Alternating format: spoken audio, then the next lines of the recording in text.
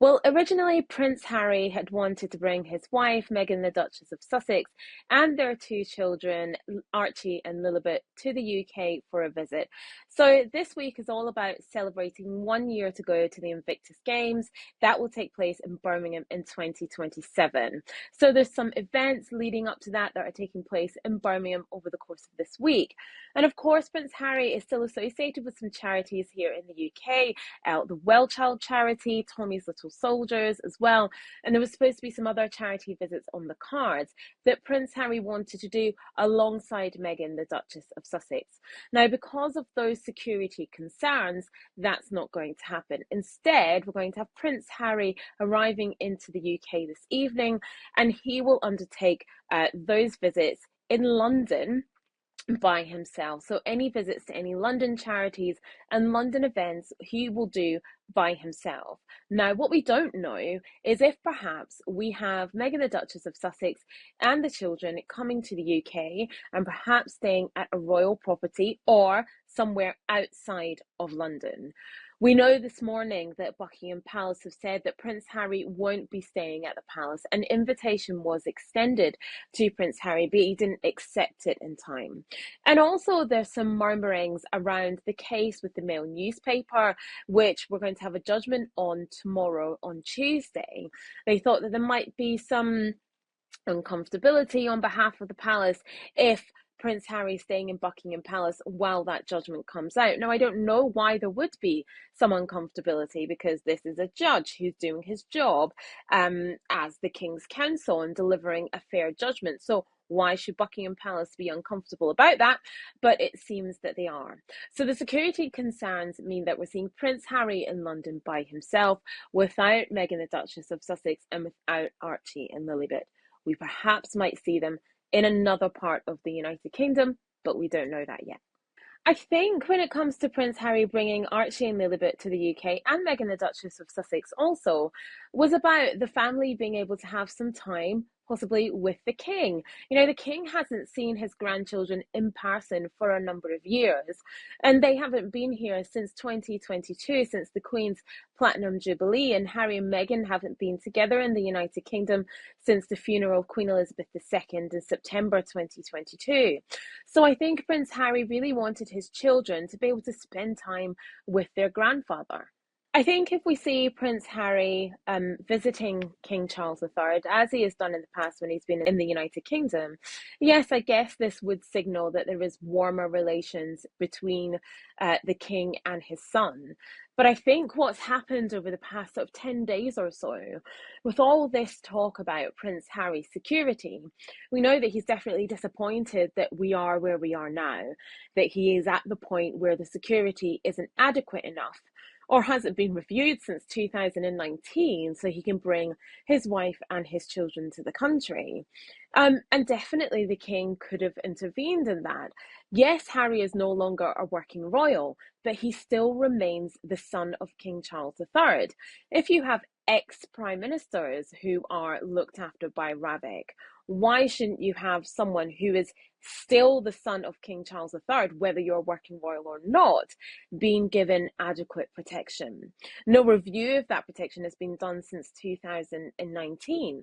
And the threats have changed vastly over those 7 years. You know, we have two podcasters who were sent to prison for neo-Nazi threats made against Prince Harry and Archie. That's only one example of the threats that have been levelled against the Sussex family. And so, yes, I mean, if we see Prince Harry and King Charles III having a meeting and perhaps they have a conversation, perhaps that means warmer relations. But I do think all this furore over his security is going to have soured that relationship somewhat. Harry lost a case against the Home Office with Ravik, and Ravik decided that his security would be judged on a case-by-case basis.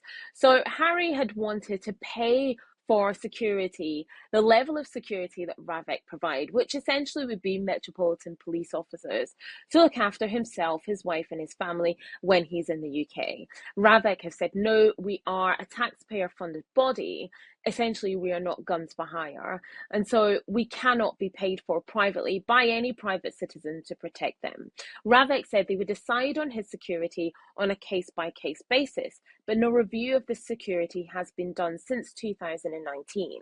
And in that time, until where we are now in 2026, the threats leveled against Prince Harry have changed. We're talking about Al-Qaeda plots. We're talking about neo-Nazis. Two neo-Nazi podcasters went to prison for the threats they leveled against Prince Harry and against Prince Archie, calling Prince Harry a race traitor. There was also, the powder in envelopes that was sent to Harry and Meghan before their wedding. We've had police officers talking about the level of threats that were against Harry and Meghan, saying he'd never seen anything like it, saying that it was unprecedented. So the threats have obviously changed in those 7 years, but Raveks haven't done an updated risk assessment and are not judging his security on a case-by-case basis, it seems. And so that's where we are now with the judgment. We had thought that perhaps Ravek would update this, would update their risk assessment, would look again at it before this visit took place, and that hasn't happened. And Prince Harry maintains that the security that he has. He does have private security that he pays in the United States. He will have that private security with him. There's a few issues with that. First of all, they're not privy to the same level of intelligence that the Met Police and Ravek are privy to, so they may not know everything. And second of all, those private security officers that he has can't carry firearms on UK soil. And so those two issues are things that are hugely problematic, means that his security is not where he would like it to be. Harry's security row has never gone away. I don't think it's about it being reignited. It's always been there in the background. Now it's just come to the foreground because Prince Harry wants to come to the United Kingdom with his family. This situation that he's in now is exactly what he wanted to avoid. He wanted this to be sorted so that if he decides, I want to come to the UK, where I was born and where my father lives with his family, that they would be protected. But unfortunately, because Ravek have not updated their risk assessment, they haven't done that since 2019, and taken into account now he has a wife and children, and taken into account the different threats that have been leveled against him in those past 7 years, he can't do it. So it's less about the security row being reignited and the fact that it's always been there in the background, but now it's in the foreground. I do think the cancer diagnosis of King Charles III is definitely playing a big part in why Prince Harry does want to come to the UK, especially with his children and with his wife. Last year he said in an interview that he doesn't know how long his father has. Now, a lot of people took real umbrage with those words, but he's speaking his truth. He's speaking from the heart. He is someone whose father has cancer. He's going to be aware of that every single day of his life. And so I do think that plays a part in him wanting to come to the UK, and especially wanting to bring Archie and Lilibet to the UK so his father can see them. I also think one of the things that Prince Harry would love to do with his children is visit the final resting place of his mother, Diana, Princess of Wales. That definitely would have been on the agenda for this week. That's something he hasn't been able to do with them now that they're a little bit older. And I think that's something definitely that he would have wanted to do, that would have played a part, or played a huge part in him wanting to make this visit. His mother's birthday was only, a couple of weeks ago as well. And so that's going to be weighing heavily on his mind. Listen, unless Ravek does their risk assessment, updates that risk assessment, and decides that they're going to provide adequate security for Prince Harry and Archie and Lilibet and Meghan when they are here, we will not see them in the United Kingdom. He simply does not feel that it is safe enough. So unless this issue with security is sorted, unless you have a situation where Ravek decide that one of the cases in this case-by-case basis is, if you're coming with your children, we will protect you when you're out and about and out with royal palaces. Unless that happens, we just won't see them in the United Kingdom.